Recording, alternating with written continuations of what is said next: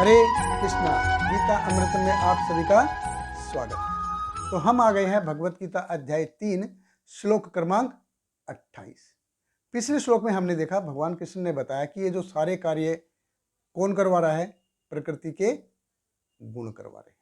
लेकिन वो ऐसे करते हैं कि जीव सोच भी नहीं पाता कि ये प्रकृति के गुण कर रहे हैं।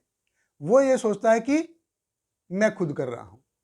लेकिन जो ये जान जाता है कि इन सब के पीछे कौन है, प्रकृति के गुण जो करवा रहे हैं उन सब के पीछे कौन है, तो वो फिर क्या है, वो माया के से मोहित नहीं होता, माया के द्वारा भ्रमित नहीं होता। तो इसी चीज को भगवान कृष्ण कंटिन्यू कर रहे हैं। भगवत गीता अध्याय 3 श्लोक क्रमांक 28।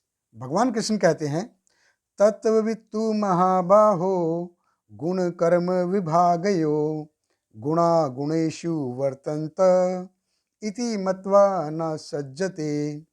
भगवान कृष्ण कहते हैं, हे महाबाहो, भक्ति भाव में कर्म तथा सकाम कर्म के भेद को भली भांति जानते हुए जो परम सत्य को जानने वाला है, वह कभी भी अपने आप को इंद्रियों में तथा इंद्रिय तृप्ति में नहीं लगाता।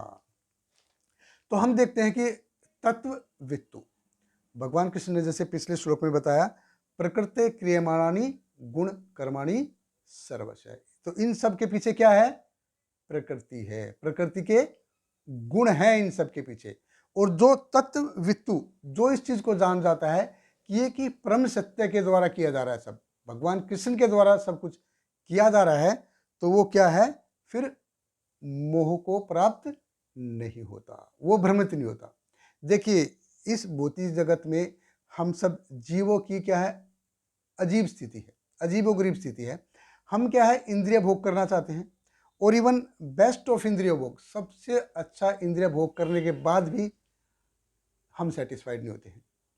फिर हम दुखी होके भगवान कृष्ण को सरेंडर करने की कोशिश करते हैं, लेकिन मन और इंद्रियों की उत्कंठा के कारण वो भी नहीं कर पाते हम।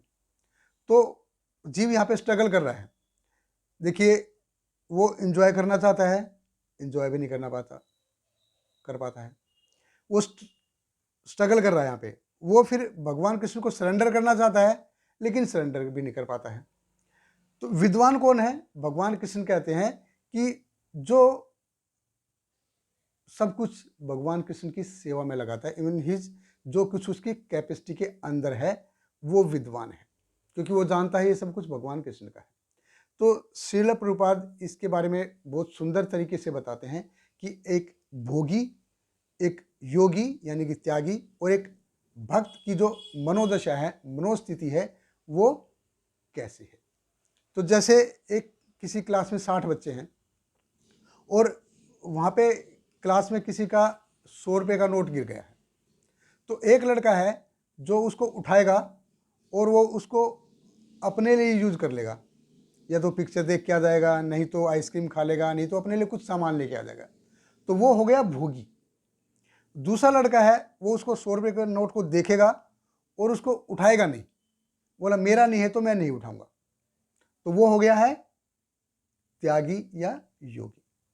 लेकिन इस त्याग के साथ समस्या क्या है कि कोई उसने तो नहीं उठाया है, लेकिन कोई दूसरा आएगा, दूसरा लड़का आएगा और उसको उठा के लेके जाएगा अपने भोग के लिए। लेकिन एक भक्त जो है, भक्त क्या करेगा, वो 100 रुपये का नोट उठाएगा, क्लास में जाके अनाउंसमेंट करेगा और जिसका है उसको जाके दे देगा। ये भक्त की मनोस्थिति है। अनासक्त विषयान यथा अहम उपयुज्यन्ते निर्बंध कृष्ण संबंधे युक्त वैराग्य उच्यते।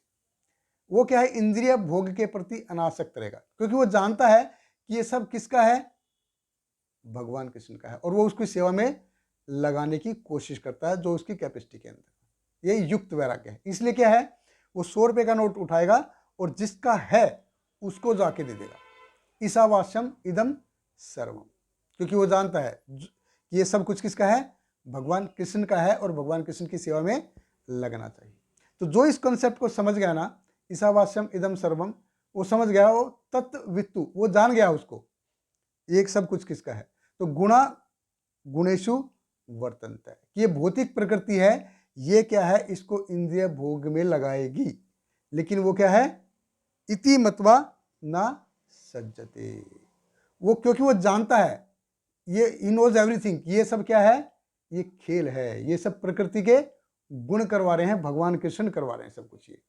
तो जैसे हम किसी हॉरर शो में जाते हैं, हॉरर शो में जाएंगे तो वहाँ पे हम एकदम से कोई न कोई आके हमको डरा देगा, कोई ऐसा भूत का कपड़ा पहन के आएगा, कैसा कुछ फेस लगा के आएगा, तो वहाँ मतलब हमको डराएगा वो, क्योंकि हमने हॉरर शो में एंट्री ली है तो वो तो डराएगा ही डराएगा कोई ना कोई। लेकिन जो ये जानता है कि ये मैं 500 रुपये दे के टिकट खरीदा है तो मैं उससे डरूंगा नहीं। तो और जो ऐसे ही जीव क्या भौतिक जगत में आया है, भौतिक जगत में आया है तो यहाँ पे डर क्या है, गुणा गुणों से वर्तन, कर्म करेगा, मनुष्य जन्म मिला है तो यहाँ पे क्या है, दुखालय अशाश्वतम, कुछ ना कुछ तो दुख रहेंगे ही रहेंगे। जब हॉरर शो में कोई आपने एंट्री ली है तो वहाँ पे कोई ना कोई आपको डराएगा ही डराएगा, आपको कुर्सी पे बैठा के कोई आपके सर पे ताज नहीं पहनाएगा। ऐसे ही हमने भौतिक जगत में एंट्री ली है तो दुख आएंगे ही आएंगे। यहाँ पे आपको कोई अमृत ला के देने वाला नहीं है, यहाँ पे दुख आएंगे ही आएंगे।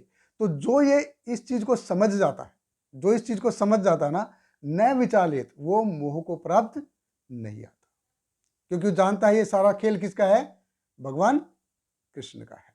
लेकिन हमारे साथ क्या है, बेसिक प्रॉब्लम हमारे साथ क्या है कि हम 3 गुणों के बंधन में हैं। जो भौतिक प्रकृति के जो 3 गुण हैं, इन गुणों के अंडर में है। तो जैसे बंधे हुए हम इसमें, जैसे हमारा खून खराब है, बाई चांस हमारा खून खराब है, तो मैं बाहर से कितना भी तेल क्रीम लगा लूंगा ना, तो जब तक खून मेरा शुद्ध नहीं होगा ना, तो मेरे शरीर पे बाहर इसके जो अशुद्धता के जो वो आते रहेंगे, अशुद्धता के जो निशान है जैसा कुछ उसके आते रहेंगे शरीर के ऊपर। कितना भी तेल मैं कुछ भी कर लूँ, इनप्योरिटी के लक्षण बाहर शरीर पे दिखाई देते रहेंगे, मैं कुछ भी कर लूँ चाहे मैं। अल्टीमेटली क्या है कि हम 3 गुणों के दायरे में हैं, 3 गुणों में हम बंधे हुए हैं।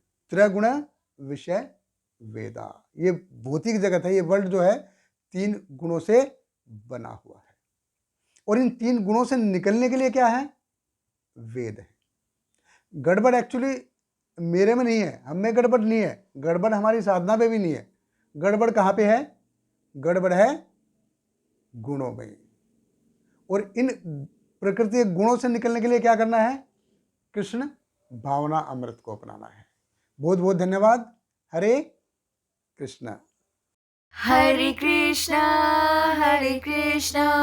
कृष्ण कृष्ण हरे हरे, हरे राम